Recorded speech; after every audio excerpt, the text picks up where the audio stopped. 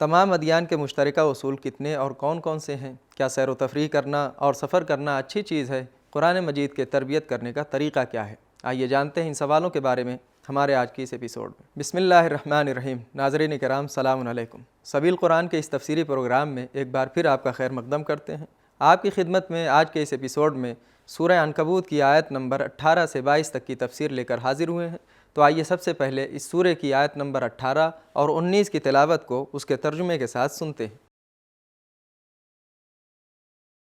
کتاب انزلناه الیک مبارک لیدبروا آیاته ولیتذکر اولو الالباب۔ بسم اللہ الرحمن الرحیم۔ وَإِن تُكَذِّبُوا فَقَدْ كَذَّبَ أُمَمٌ مِّن قَبْلِكُمْ وَمَا عَلَى الرَّسُولِ إِلَّا الْبَلَاغُ الْمُبِينُ۔ أَوَلَمْ يَرَوْا كَيْفَ يُبْدِئُ اللَّهُ الْخَلْقَ ثُمَّ يُعِيدُهُ إِنَّ ذَلِكَ عَلَى اللَّهِ يَسِيرٌ۔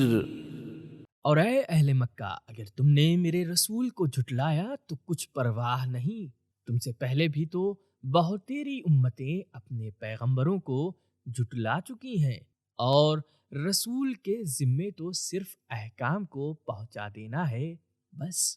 کیا ان لوگوں نے اس پر غور نہیں کیا کہ خدا کس طرح مخلوقات کو پہلے پیدا کرتا ہے اور پھر اس کو دوبارہ پیدا کرے گا؟ یہ تو خدا کے نزدیک بہت آسان ہے۔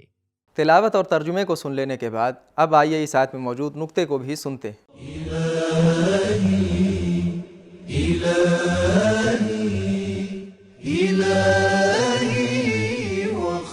ان دو آیتوں میں تمام ادیان میں مشترک 3 اصولوں کو بیان کیا گیا ہے۔ الف توحید، یبدع اللہ الخلق، بے نبوت، وما علی الرسول الا البلاغ، جیم قیامت، ثم یعیدہ۔ نقطے کو جان لینے کے بعد اب آئیے اس آیت میں موجودہ پیغامات کو بھی جان لیتے ہیں۔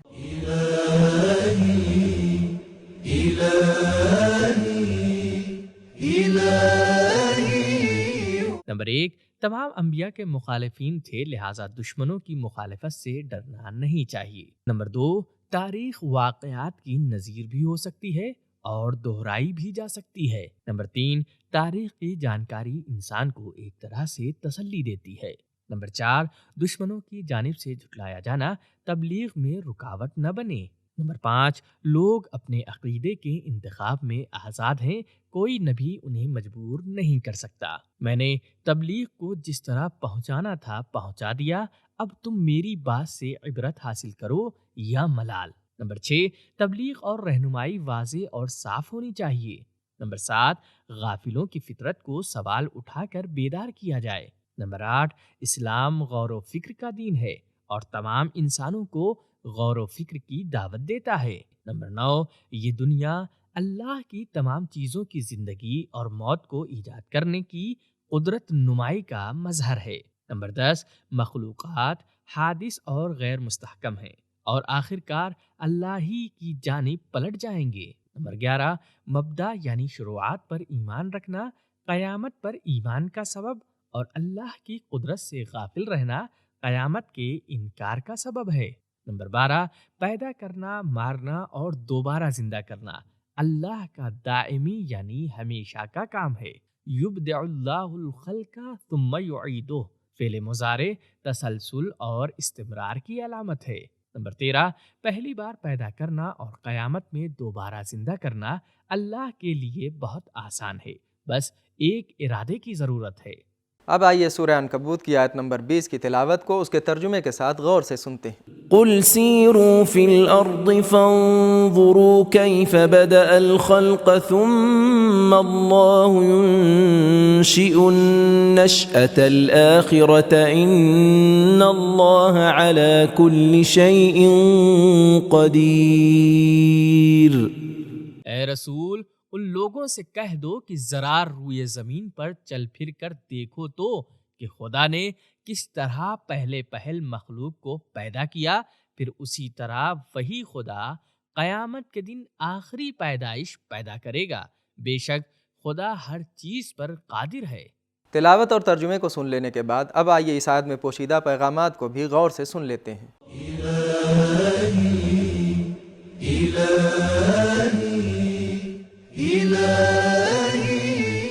نمبر 1، دنیا گھومنا، سفر کرنا، طبیعت یعنی نیچر میں غور و فکر اور مقصد دار تفریحیں ایک ذمہ داری ہیں۔ نمبر 2، طبیعت میں گھومنا پھرنا انسان کو غور و فکر پر ابھارتا ہے۔ نمبر 3، مخلوقات میں دقت کے ساتھ غور و فکر کے ذریعے اپنے شک و شبہات کو دور کر کے اللہ کو بہتر پہچان سکتے ہیں۔ نمبر 4، قیامت کی سب سے بہترین دلیل پہلی مرتبہ مخلوقات کو پیدا کرنے کے ذریعے اللہ کی قدرت نمائی ہے۔ آئیے اب اس سورہ کی آیت نمبر 21 اور 22 کی تلاوت کو اس کے ترجمے کے ساتھ سنتے ہیں۔ يعذب من يشاء ويرحم من يشاء وإليه تقلبون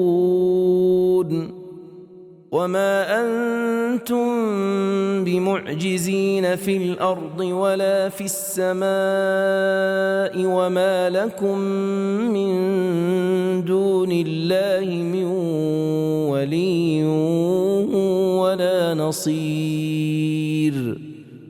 اللہ جس پر چاہے عذاب کرے اور جس پر چاہے رحم کرے، اور تم لوگ سب کے سب اسی کی طرف لوٹائے جاؤ گے، اور نہ تو تم زمین ہی میں خدا کو زیر کر سکتے ہو اور نہ آسمان میں، اور خدا کے سوا نہ تو تمہارا کوئی سرپرست ہے اور نہ کوئی مددگار۔ تلاوت اور ترجمے کو سن لینے کے بعد اب آئیے اس آیت میں موجود نکات کو بھی غور سے سنتے ہیں۔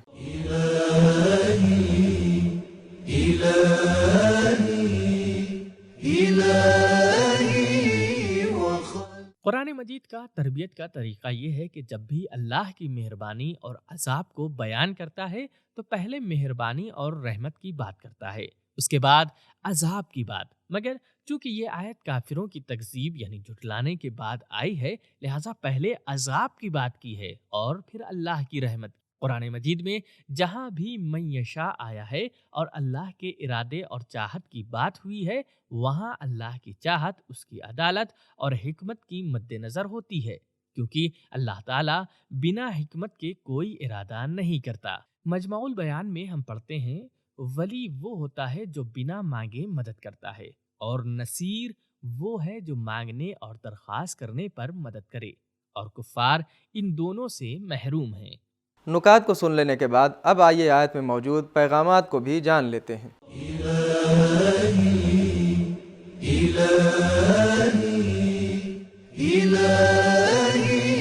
نمبر 1، دین کے دشمن اپنی تمام تدبیروں، کوششوں اور منصوبوں کے ذریعے اللہ کے ارادے پر غالب نہیں آ سکتے اور اس کے عذاب سے فرار بھی نہیں کر سکتے۔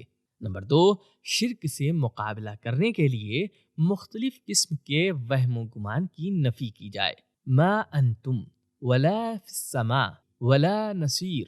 دین کے دشمنوں اور کافروں سے اللہ فرماتا ہے، نہ تم تنہا کسی کام کے ہو، ما انتم بمعجزین، اور نہ دوسرے لوگ کسی کام کے ہیں، ما لکم من ولی ولا نصیر۔ تو ناظرین کرام، ہم نے یہ جانا کہ تمام ادیان کے مشترکہ اصول 3 ہیں: توحید، نبوت اور قیامت۔ دنیا میں سیر و تفریح اور سفر کرنا اگر غور و فکر اور مقصد کے لیے ہو تو قرآن مجید اور اسلام اس کی تائید کرتے ہیں۔ قرآن مجید کے تربیت کرنے کا طریقہ یہ ہے کہ مہربانی اور عذاب کو بیان کرنے میں پہلے مہربانی کو بیان کرتا ہے اور پھر عذاب کو بیان کرتا ہے، لیکن کفار کے انکار کے بعد پہلے عذاب کو بیان کیا ہے اور پھر رحمت کو بیان کیا ہے۔ یہ تھے ہمارے سوالوں کے جواب۔ پھر ملتے ہیں آپ سے ایک اور نئے ایپیسوڈ میں، تب تک کے لیے خدا حافظ۔ سبیل قرآن، قرآنی سماج کی پہچان۔